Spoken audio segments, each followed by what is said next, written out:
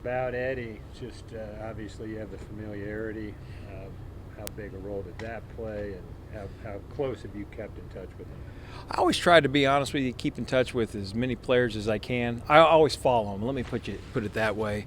I knew he was in New York, but we had a great group of kickers come and work out on Monday, and he performed well, as did the other guys. But I am familiar with him, and excited to see what he can do with his opportunity. Matt mentioned yesterday that game winner at Denver when you had him. What do you remember about that situation and kind of the build up?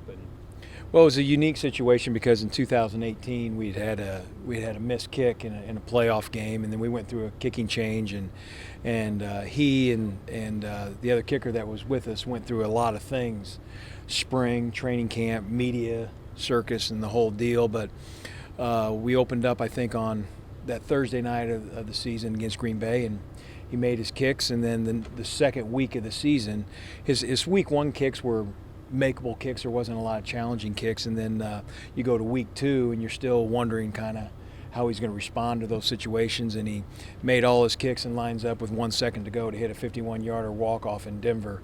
That said a lot to me about the kid, and really proud of him. And he's just kind of done that throughout his career. So if that situation comes up, hopefully he stays true to form.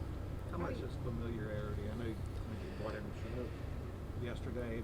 A lot of players that other coaches have had familiarity with. How important is that this time of the year? I don't think it's as important as what you probably would think it is. Because I do believe that when you go and you have a workout, you're thinking about, who's the best fit for you, a lot of factors.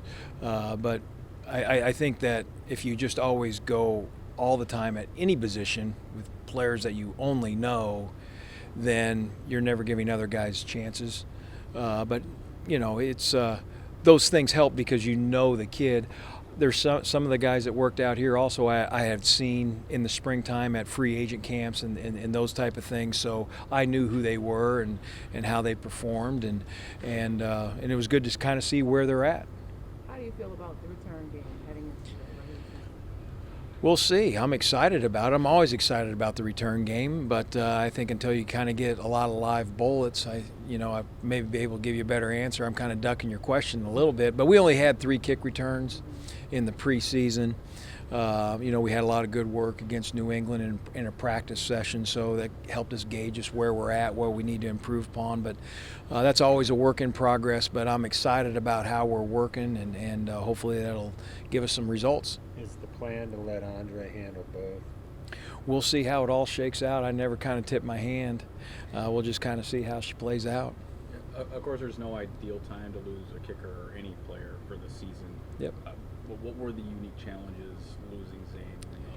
Well, I felt bad for Zane. He's been kicking so well, and you hate to see an injury to any player.